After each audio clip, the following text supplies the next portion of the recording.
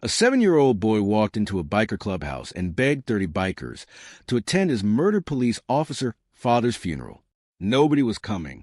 He said his father had no family left, no friends who weren't scared. Just one little boy who didn't want his hero buried alone. "Hey kid, you lost?" Tank called out. "My name is Owen Miller," the boy said in a shaking voice. "My dad was Officer David Miller." Every biker knew that name. Officer Miller had been shot 3 weeks ago during a traffic stop. The shooter was connected to a gang that the Devil's Disciples had bad history with. "What are you doing here, kid?" Reaper asked. Owen pulled out a folded paper from his backpack. "My dad's funeral is Saturday and nobody's coming." "What do you mean nobody's coming?" "Dad didn't have family anymore. Grandma died last year, and my mom left when I was a baby. All his cop friends say they'll come, but they're scared because the people who killed him said they'd shoot anyone who goes to his funeral." The room went silent. "The department assigned 2 officers to come for safety," Owen continued. "But nobody else wants to risk it." His voice broke. "My dad was a hero, and he's going to be buried with just me and 2 cops who have to be there." Tank knelt down to the boy's eye level. "Why did you come to us?" Owen pulled out another paper. It was a newspaper article about the Devil's Disciples doing a charity toy drive. "I saw this story about how you help people. And I know you're not scared of the bad guys who killed my dad." He looked at each biker with desperate hope. "Will you please come to my dad's funeral so he's not alone?" Reaper stood up. "Kid, your dad was a cop. We're bikers. Those 2 things don't usually mix." "I know," Owen said quietly. "But my dad always said the Devil's Disciples weren't bad people, even though other cops said you were." That got everyone's attention. "Your dad said that?" Tank asked. Owen nodded.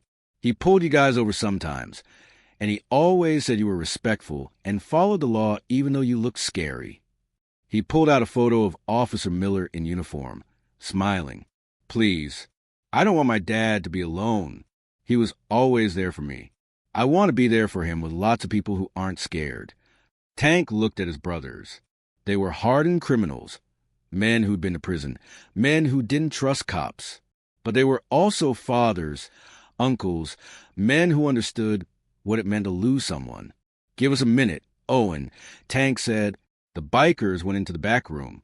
Owen waited by the door, clutching his father's photo. Inside, the debate was heated. "We can't go to a cop's funeral," Snake argued. "The kid's father is dead and nobody's showing up," Hammer countered. "That's wrong, no matter who he was." "The gang threatened to shoot anyone who attends," another member said. Tank listened to everyone argue. Then he spoke. "That 7-year-old boy walked into our clubhouse, knowing we're criminals, and begged us to help him honor his father. That takes guts." He looked around. "How many of us have kids? How many would want our kids burying us alone?" Every hand went up slowly. Officer Miller treated us with respect when he didn't have to. He could have harassed us, but he didn't. Now his kid needs us. "What about the death threats?" Tank smiled darkly. "Let them try. We're the Devil's Disciples. When did we start being scared of gang threats?" The vote was unanimous. Tank walked back out. "We'll be there, kid. All of us." Owen's face lit up like Christmas morning. "Really? You'll really come?" "We'll really come," Tank promised. "And we'll make sure your dad gets the send-off he deserves." Owen hugged Tank, so tight the old biker felt his heart crack a little. Saturday morning arrived cold and gray. Officer David Miller's funeral was scheduled for 10 a.m. at Riverside Cemetery. Tank made calls all week. Word spread to the biker community about the murdered cop and his 7-year-old son who didn't want him buried alone. By 9:30 a.m., the cemetery parking lot filled with motorcycles. Not just Devil's Disciples. Iron Saints showed up. Road Warriors arrived. The Banditos sent a delegation. Even rival clubs put aside differences. 200 bikers assembled, all wearing their colors, all there for one reason. A little boy asked them to show up for his murdered father. Owen arrived with his foster mother. He saw the sea of leather and chrome and started crying. "You came," he whispered. "You all came." The 2 police officers assigned to the funeral stood in shock. They expected maybe 20 people. Instead, 200 bikers lined the path to the grave. The funeral director looked terrified until Tank explained, "We're here to honor Officer Miller and support his son.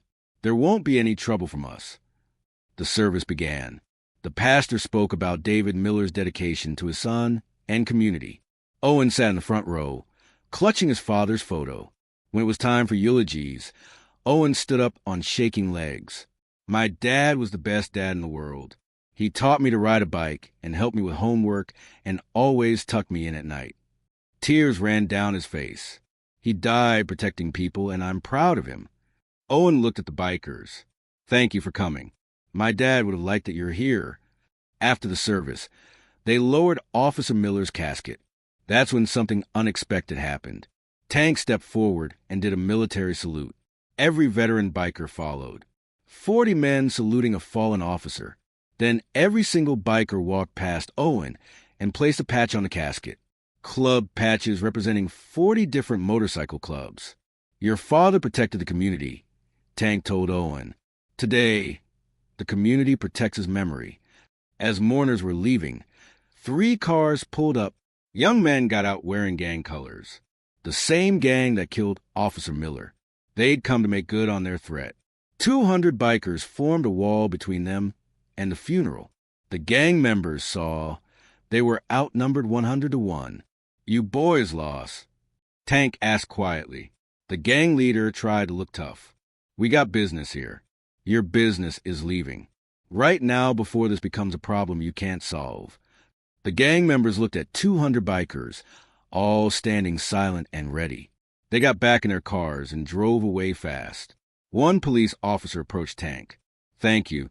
We couldn't have stopped them alone." "We weren't going to let anything ruin that kid's goodbye to his father," Tank replied. After everyone left, Owen asked Tank and a few bikers to stay.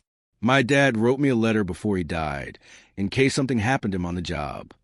He pulled out an envelope and read it aloud.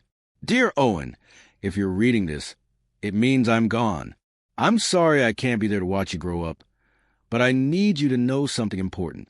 Don't judge people by how they look. Judge them by their actions. Some of the best people I ever met wore leather and rode motorcycles. They look scary, but they have good hearts. If you ever need help, and I'm not there, find the Devil's Disciples. Tell them your dad was David Miller. They'll take care of you. Love forever, Dad." Every biker standing there had tears in their eyes. "Your dad knew us," Tank said, his voice thick with emotion. He saw past the leather and the reputation. "He said you were good guys," Owen replied. He was right. The foster mother explained that Owen would be adopted by his father's former partner and his wife. They had kids Owen's age and wanted to keep him close to his father's memory. "Can I still visit you guys sometimes?" Owen asked. "Anytime, kid," Tank promised. "You're honorary Devil's Disciples now. That means your family." 3 months later, Owen's adoption was finalized. His new family brought him to the clubhouse for a visit. The bikers presented him with something else. They'd raised $15,000 for Owen's college fund. "Your dad would have wanted you to have opportunities," Tank said. This is from every club that showed up at his funeral.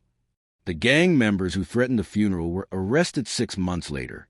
Word on the street is that someone tipped off police about their operations. Nobody can prove it was the bikers, but nobody has to. Those bikers showing up meant everything to a 7-year-old boy who walked into a biker clubhouse and asked criminals to honor his murdered father. They could have said no. They could have sent him away. They could have stayed home where it was safe.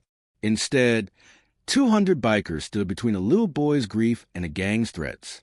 They proved that family isn't always blood. Sometimes it's leather and chrome, and men who keep their promises to children.